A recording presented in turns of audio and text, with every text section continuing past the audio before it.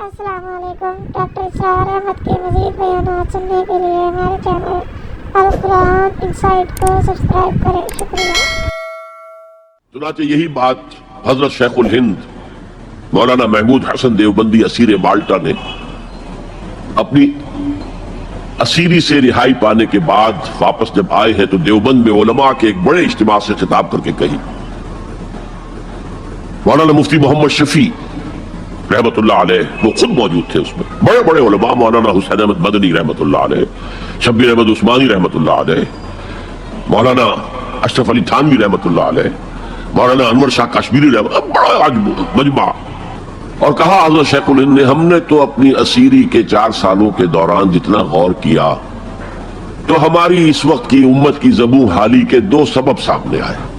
مولانا مفتی شفیع لکھتے ہیں ان کی کتاب وحدت امت کے نام سے، کہتے ہیں کہ پورا مجمع ہمہ تن گوش ہو گیا کہ یہ شیخ الشیوخ استاد العلماء عمر کے اس آخری درجے میں اس حد پر آ کر اب نیا سبق کون سا سیکھ کر آیا؟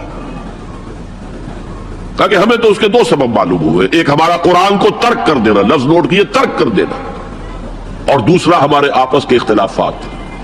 چنانچہ میں تو یہی فیصلہ کر کے آیا ہوں کہ اب زندگی جتنی باقی ہے 2 ہی کاموں میں لگ رہوں گا، ایک تو یہ کہ ناظرہ قرآن پڑھنے کے مکتب گلی گلی کھل جائیں اور عوامی درس قرآن کے ذریعے قرآن کے پیغام اور قرآن کے حکمت سے لوگوں کو روشناس کرایا جائے۔ عوامی درس قرآن کا لفظ استعمال کر رہا ہے شیخ الہند، جنہیں میں 14ویں صدی کا مجدد اعظم سمجھتا ہوں۔ اور نمبر 2 یہ کہ آپس کے اختلافات کو حوالہ دی جائے۔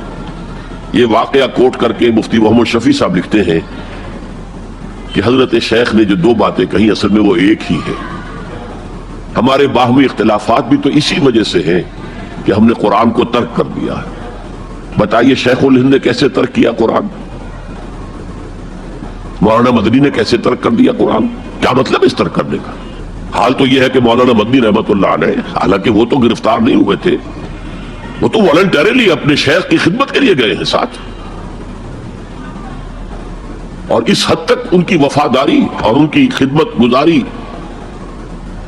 کہ رمضان کا مہینہ آیا تو حضرت شیخ الہند نے حسرت کے ساتھ کہا زندگی میں یہ پہلا رمضان ہوگا کہ تراویح میں قرآن نہیں سن سکیں گے، اس لیے کہ نہ شیخ الہند حافظ تھے، نہ مولانا مدنی حافظ تھے، اور تیسرے ان کے ساتھ ایک اور تھے، ان کا میں نام بھول رہا ہوں، وہ سرحد کے پٹھانوں میں سے تھے،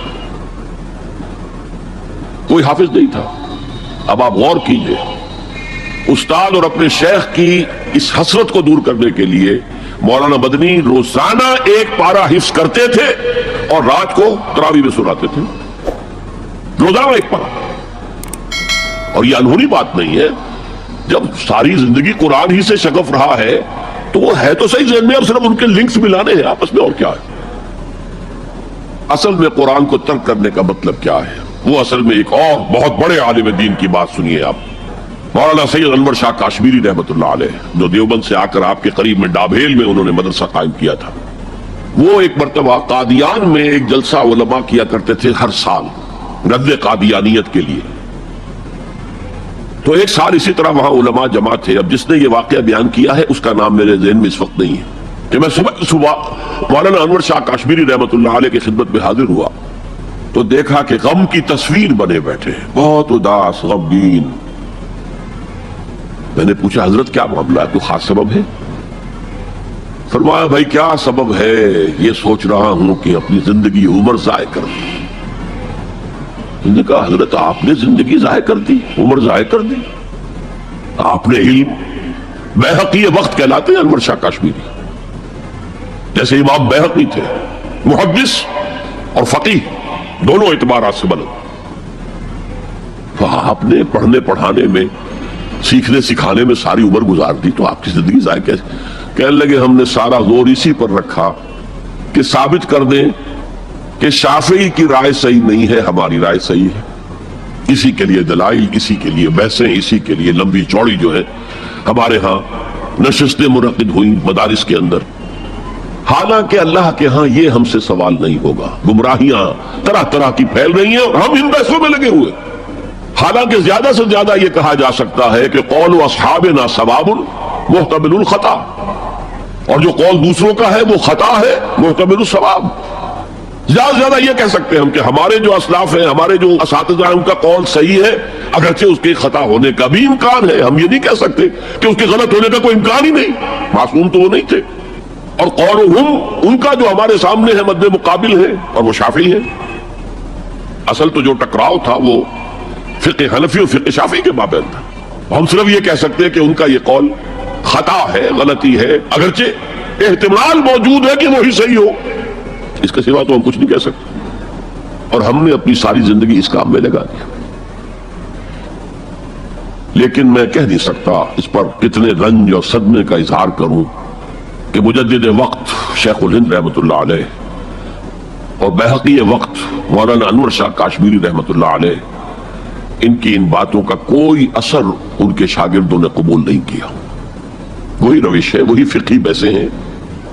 جب میں نے پاکستان میں تحریک خلافت کا آغاز کیا، کچھ احادیث بیان کی، اچھے علماء نے کہا کہ ڈاکٹر صاحب ہم نے تو یہ حدیثیں پہلی مرتبہ آپ سے سنی۔ یہ حدیثیں جو ہیں یہ ہیں کتاب الملاحم میں، اشراط الساعہ، علامات القیامہ، کتاب الفتن، اور حدیث کے ان ابواب پر تو پہنچتے پہنچتے ہم ایگزاسٹ ہو چکے ہوتے ہیں، ہماری ساری بحثیں جو ہے وہ ختم، اور وقت ختم ہو جاتا ہے ان فقہی بحثوں کے اندر، یہاں تک تو ہم پہنچتے ہی نہیں۔ بہرحال دوسرا نقطہ جیسا کہ میں نے عرض کیا، پہلا اینٹیں پکاؤ، مضبوط کرو۔ یا ایھا الذین آمنوا اتقوا اللہ حق تقاتہ ولا تموتن الا وانتم مسلمون، اور دوسرا ان کو جوڑنے کے لیے قرآن کو ایز اے سیمنٹ سبسٹنس استعمال کرو۔ واعتصموا بحبل اللہ جميعا ولا تفرقوا واذکروا نعمت اللہ علیکم اذ کنتم اعداء فالف بین قلوبکم فاصبحتم بنعمتہ اخوانا وکنتم علی شفا حفرۃ من النار، تم تو تباہی آگ کے گڑھے کے کنارے تک پہنچ گئے تھے، گرا چاہتے تھے، فانقذکم منہا، تو اللہ نے اس سے تمہیں نکالا ہے۔ کذالک یبین اللہ لکم آیاتہ لعلکم تہتدون، اسی طرح اللہ تعالیٰ تمہارے لیے اپنی آیات کی تبیین کر رہا ہے، وضاحت کر رہا ہے۔